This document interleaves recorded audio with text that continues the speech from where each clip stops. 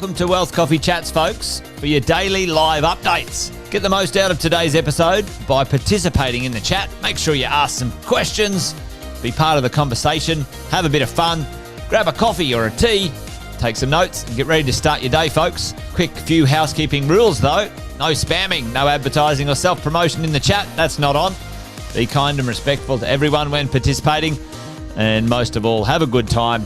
Real estate investing can be your biggest asset. It also can be your most expensive asset when it comes to getting it right or getting it wrong, folks. It can be time-consuming, stressful, and that's why here at Positive, we have what's called a 6-star team, a full-service team that provides integrated wealth and property investing solutions and services simply designed to help you progress towards your goal of passive income through your property portfolio, folks. Make sure you check out our other podcasts on the Positive Mentor Network. Not only is there Wealth Coffee Chats, there's the Urban Property Investor. Drops every Wednesday with straight talking investing strategies and lessons with Sam Saggers. Property Investor Tales. This is where our clients, you guys, share real life stories from property investing, hosted by some of our advisors and strategists. And that's done every fortnight, dropping every Monday. Wealth, Wine and Wisdom, folks, that debriefs the week that was in the world of finance and property, hosted by yours truly, Jason Witten and Andy Fenton on Fridays. Welcome to another Wealth Coffee Chats. Marvellous Monday. Hope you're well, folks, wherever you are. If you think it's Get Rich Quick, you're in the wrong place. This is the wrong podcast. This is the wrong live for you. Welcome to another Wealth Coffee Chat. Hope you're all awesome and well.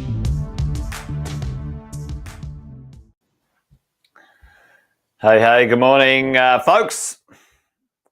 Welcome along, Wealth Coffee Chats on a Thursday, 10th of October. Hope you're well, folks, wherever you are. Already got one or two of you on already, which is good news. Early bird gets the worm, they say. Kevin, how are you, mate? Good to see you. Now, daylight savings, which is good. I suppose we've been there for a week, haven't we? So in the rest of the world, it's 10 past 7, or is it 10 past 9? I can't remember the name.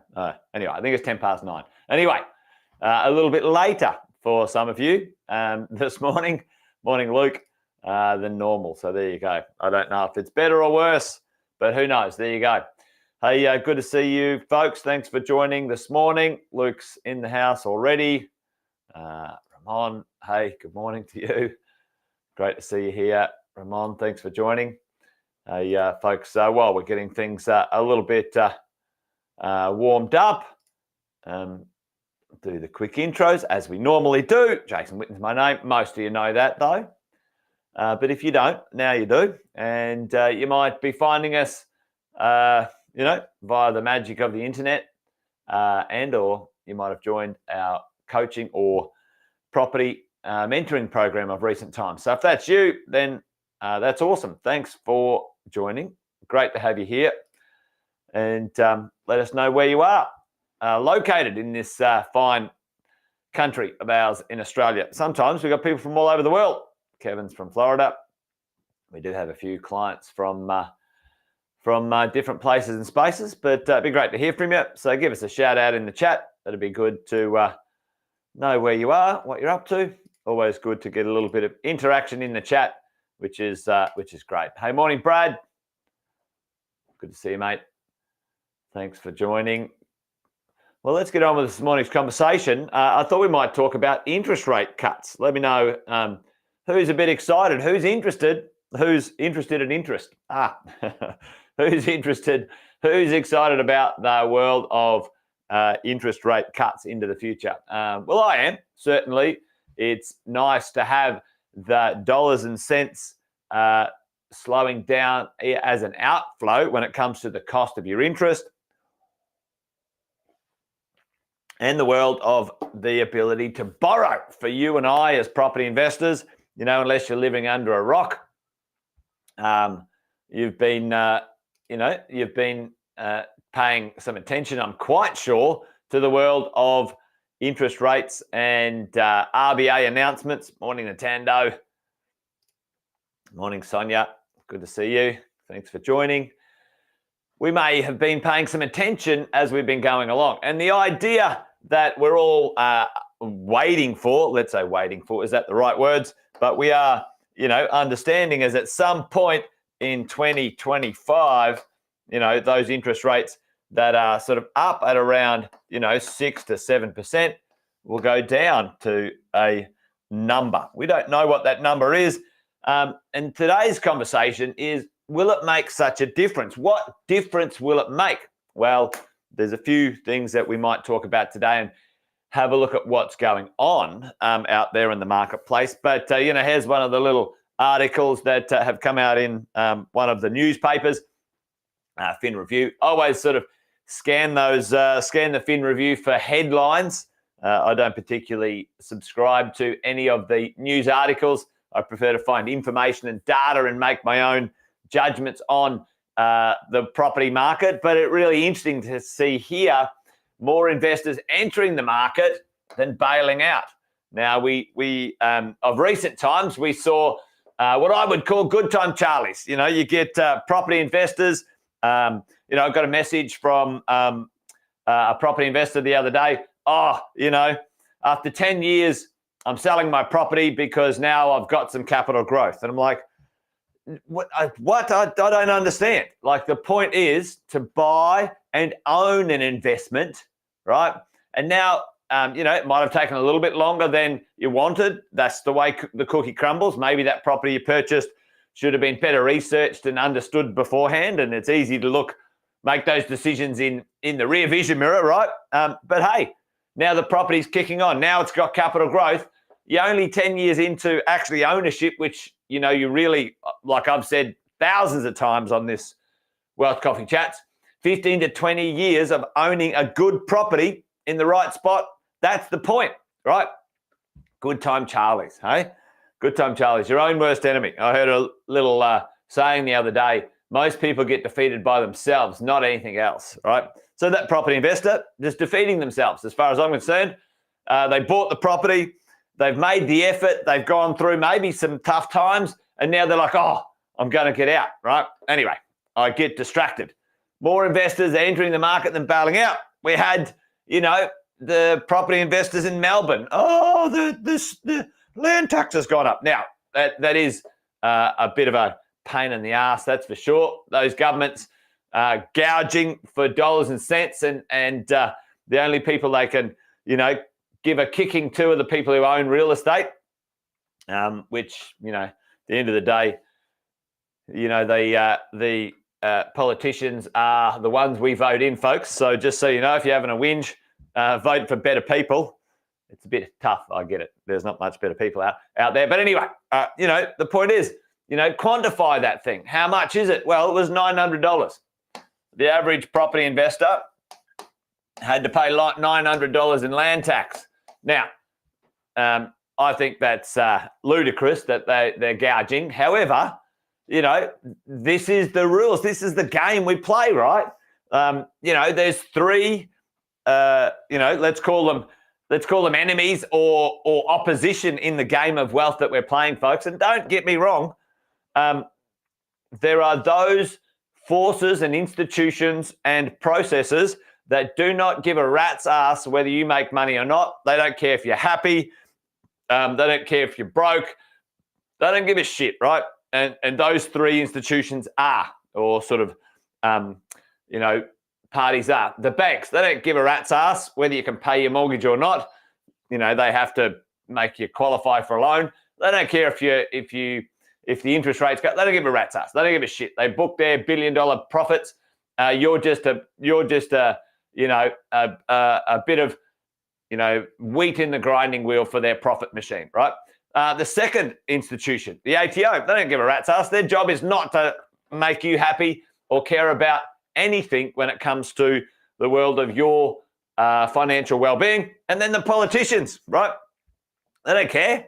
They feather their own nest. That's human nature, and I'd love to live in a fairyland, but that's not the case. But, here's the drill, right? The idea that, investors were bailing out of the market before because the politicians in Victoria made some, stupid decisions. That's the game we play, folks. That's the game. You can't control them by and large. We can try and vote for better ones, hopefully. But at the end of the day, we need to be in charge of what we're up to. Anyway, a little rant this morning. Anyway, there you go. But listen, more investors entering the market than bailing out because they're expecting some rate cuts within a few months going forward, right? I don't think it'll be before Christmas. It'd be wonderful if it was, but, I reckon it'll be maybe early next year or mid next year. Anyway, what's the point of my conversation this morning, right? The investor demand for homes outstrips supply, all right? Is this something new? No, it's not. It's something we've been talking about for a long time, and supply has an issue. Supply has got some problems. Now, for you and I as property investors, that's actually quite good for the moment for our values, but not so great for other things. But, will it make a difference? What will it do in the marketplace, right? Now, there are two things that can move the needle when it comes to affecting the ability for the market to sort of leap in to investing or borrowing, right? So let's do a little quiz. I've given you the two starting letters of the two things. So when it comes to finance, there's actually two parts to the mechanism that you and I might be exposed to. One we see and one we don't see directly. What do you think the two things are when it comes to what might go down in the future and what's up really high now? Does anyone know what they are? It's kind of a trick question. I'm trying to sort of ask the question without giving it away. Buying power, yeah, absolutely, Nintendo. That could be buying power. You're right. It's not, though, in this circumstance, but you're dead right. The buying power and servicing for your future is pretty important. But you're right. This one, let's make that the right color.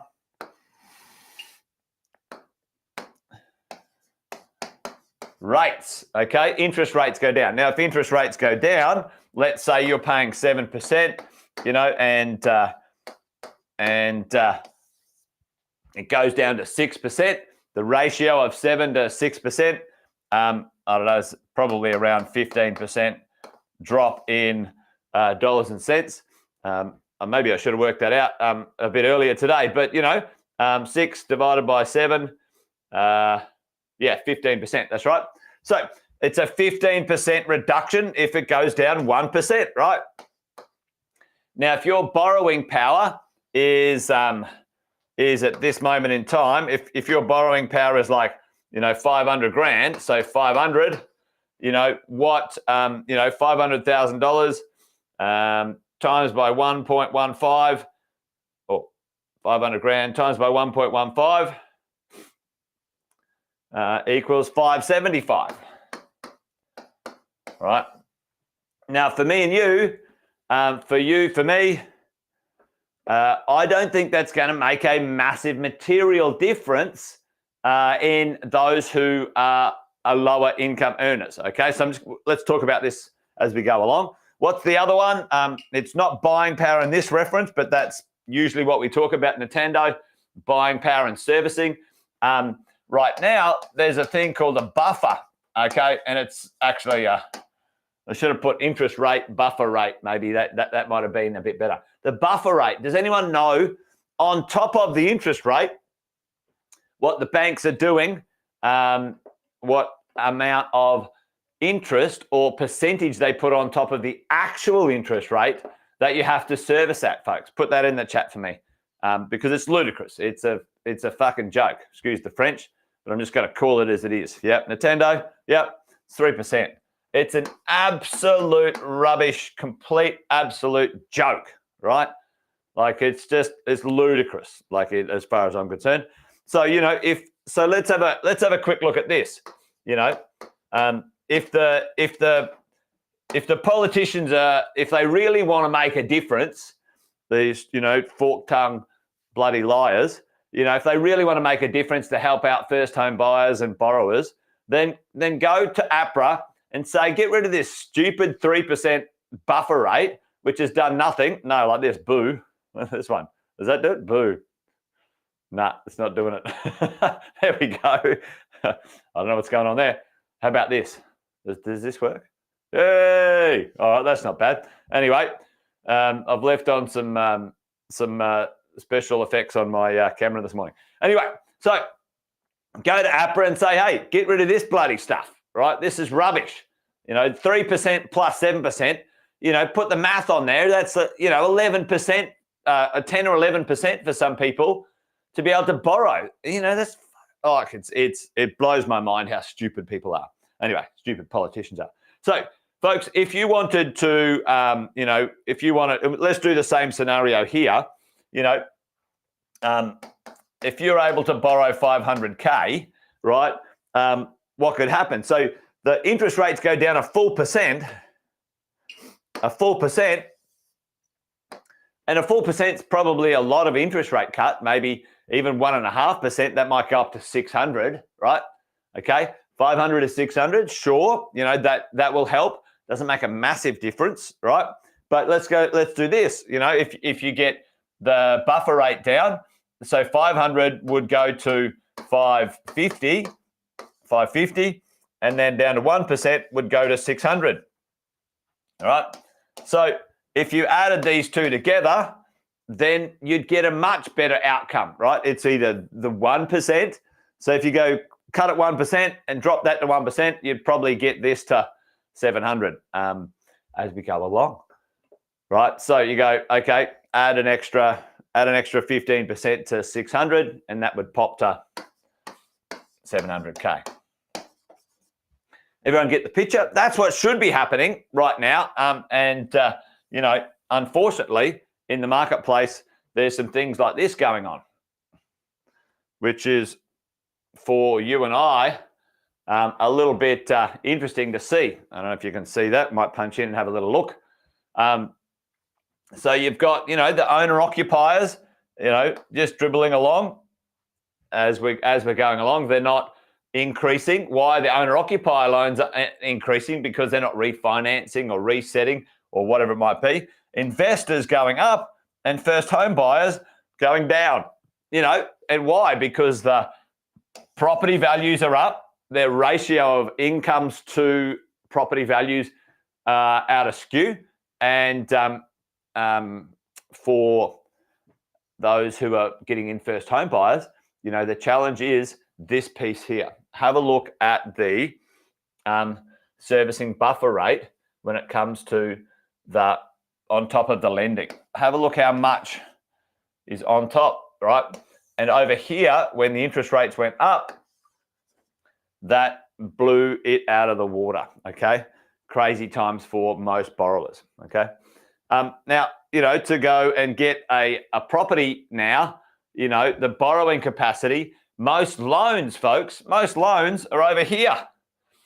What's the average,